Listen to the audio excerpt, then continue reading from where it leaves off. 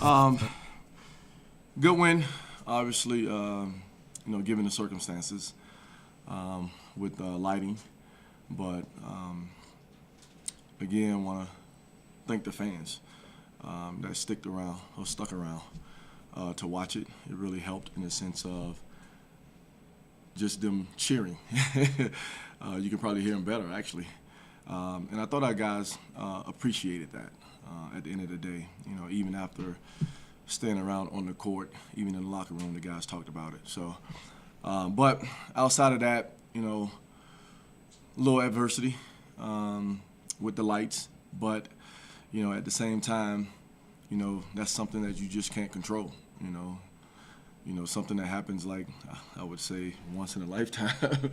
But our guys, in a sense, stayed the course.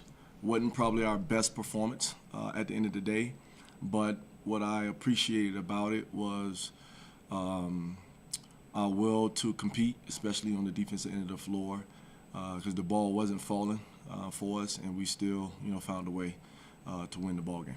So, with the delay, there's only so much information you had, so much information you could give your team.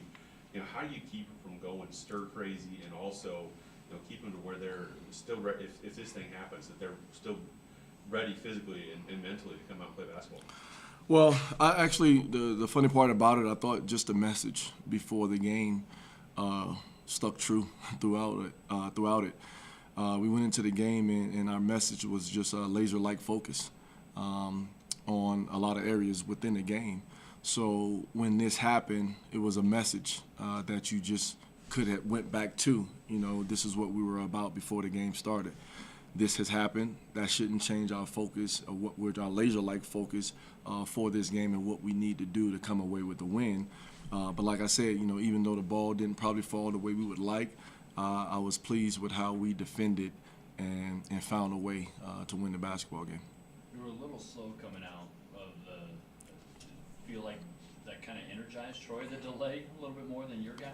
Well, I thought the first 5 minutes they fatigued a little bit. And as we were playing, I was more so probably upset because I thought at some point, fatigue was going to hit. But with the delay, it may have helped them, but that was still our mindset in the second half was, getting the ball up and down the floor, playing in transition. Because I thought they hit some tough shots in the second half that I thought the same type of shots that they took later on wasn't going in. So, hopefully that was due to legs, maybe, or just fatigue in general. But I thought our guys stayed the course. The three ball wasn't falling, but there was a spurt there where I think we made 3 in a row that really helped us.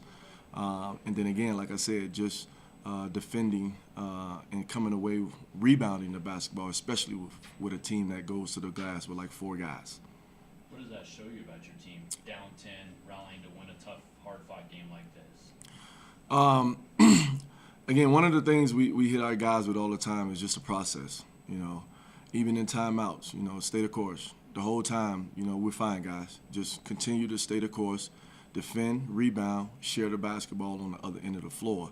But like I told them at the end of the day, or the staff in the locker room was, man, I'm proud of the guys. Because I want to say any or most teams in that scenario could have found a way to buckle just because of the scenario. But our guys, even amongst themselves within the game, encouraged each other to keep fighting, encouraged each other to stay positive, encourage each other to make a shot, make a free throw. So I was happy with that. And then again, like I said, we came away with the win, so I was excited. You mentioned the 3-ball wasn't falling today. It seemed like in the second half, you guys were maybe attacking the basket a little bit more, trying to get to the free throw line, and even those weren't falling. At what point, did you, how do you approach that as a coach when, you've told them, hey, you've got green light to shoot threes as long as you're taking good shots. Those aren't falling. Maybe you change things. You try to get to the basket, get to the free throw line. Those aren't falling. How do you approach that? Oh, shucks. Again, I think the best thing you could do is just stick with the process, and you have to believe in it and stay positive within it. So even I think we might have been like 1 for 18 at some point. My thing was just being assertive because, the whistles probably was a little tight in the sense of not calling anything. But my thing was we have to still play our brand of basketball, being assertive, wanting our guys to attack, but knowing that they're a team that kind of collapse.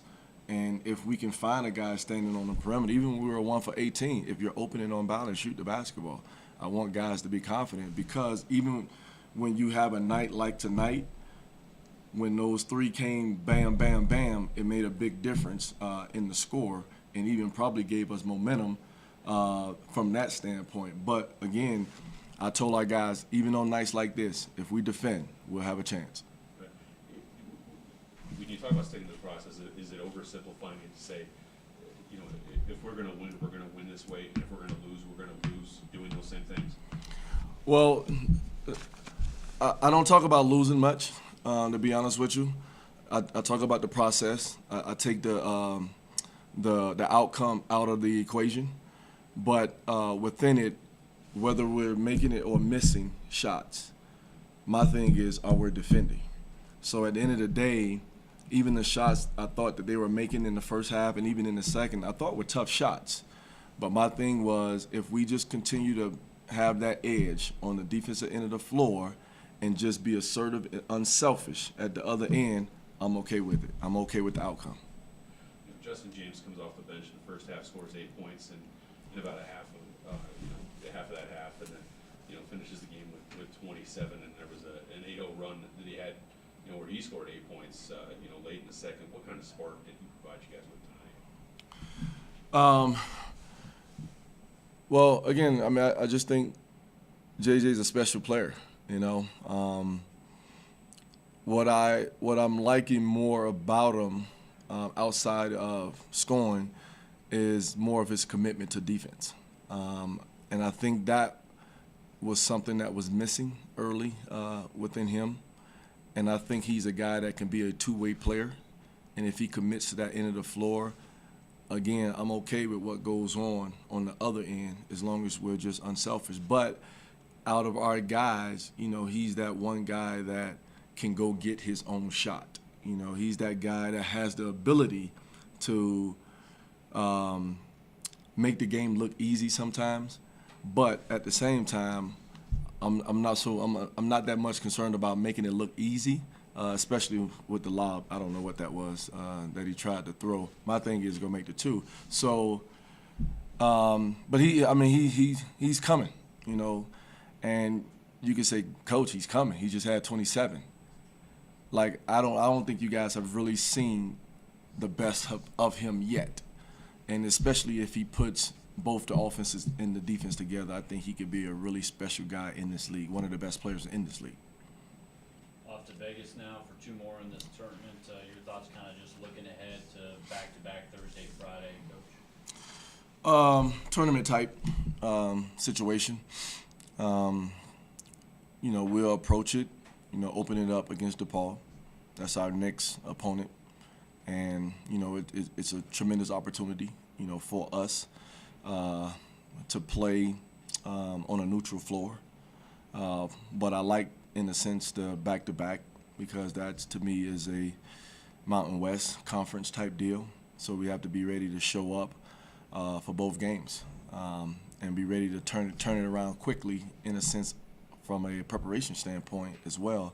But, again, I just think it's another good opportunity. Our guys, I think, are playing good basketball.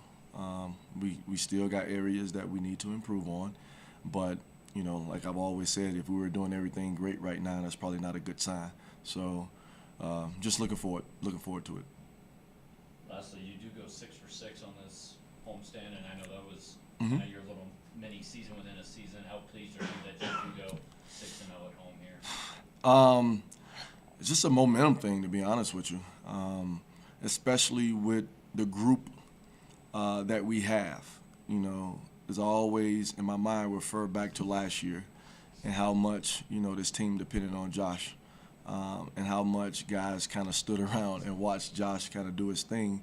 So to me, as we continue to grow as a ball club and guys are on the floor and being put in situations like tonight's game, the 2 games against Montana, even the game against Northern Iowa, to where, you know, we shot the ball really well. But just all those things happening within a short period of time before you get into conference play, it's almost like you always try to say, you know, when you're a freshman, by the time you come to conference play, you're a sophomore. So I look at all of these guys, maybe outside of Jason, as being really flushed into this new situation. Okay, now we've matured. Let's get ready for DePaul, but also conference play. Well, guys, that was a unique and interesting game tonight. First of all, how'd you guys handle the delay and then find a way to come back in that one, Jason? I mean, it's always tough, and I mean, stuff like that happens because we were ready to go, but during the delay, you know, we didn't know how long it was going to be, so I mean, we were just hanging out in the locker room, you know, just staying ready to go, and then, I mean, I thought we did a good job. I mean, we came out a little slow, but we did a good job of rebounding and kind of getting a little energy. Yeah, I'm sure you've seen you know, some of the videos on social media and stuff like that of baseball players passing their time during rain delays and that sort of thing. Jousting and whatnot. Is there anything comparable for a delay like this in a basketball game? Me and Al were playing checkers. And then Akagorski, he used to play soccer. He has a soccer ball in his locker room. He was kicking So we were kicking the soccer ball, doing headers back and forth in the locker room. We just kept it light and made sure we were just ready to play and had fun. So yeah, it was a good time. Do you guys think something changed with Troy coming out of that? I mean, you kind of alluded to it, Jason, but do you guys think that they came out a little more aggressive than you guys did and kind of caught you on your heels? Yeah, I mean, yeah. Obviously, the first couple of minutes, they came out. I think they were up by 10 or up by 12. Yeah. So we didn't come out too well. They came out and punched us in the mouth. So we definitely need to change the way we come out in the second half. Yeah, I know that you know, Coach Edwards has said time and again this year that he's okay with you guys taking threes at any point you get them, as long as you're squared up and you're getting a good shot off. But you know, with the way that you guys were shooting threes tonight, I want you guys were 1 for something for quite a long time. You know, did you guys have to try to find different ways to create some offense tonight? Yeah, I mean, we obviously still 23 and we shot 23 of them. We were open, so you know, we'd shoot them, but they weren't falling.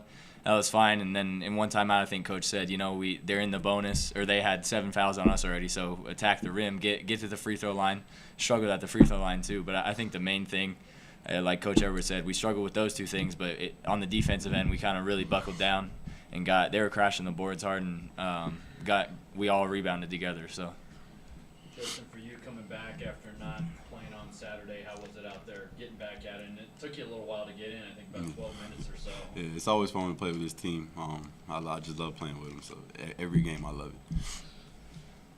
You know, Justin, you know, Hayden mentioned you guys clamped down defensively, you know, on them. I know at one point, you know, I think you had an 8-0 run yourself and that sort of thing. You know, was there anything that happened late in that game that was creating more opportunities for you, where you had, you know, a little stretch where you were scoring some buckets there to get the Cowboys to lead? I mean, I was just taking what the defense gives me.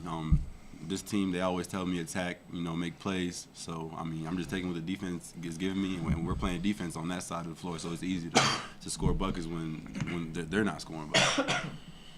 Jason, what does it say about this team? You know, obviously waiting around for a while, you come out a little sluggish, but then you bounce back, find a way to win a hard-fought game like this. What does that say about this team from your perspective? I mean, we just never stopped fighting. I mean, I think we got down 9-8, something like that. And we just stick to our game. We dig in and get stops on defense when we need to get stops. When we get rebounds, we need to get rebounds. And that's what's helping us, you know, win these 6 games in a row at home. And I think we can obviously continue to get better in a lot of areas, and, you know, just keep fighting every game.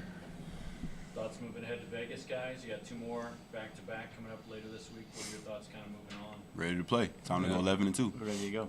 Yep.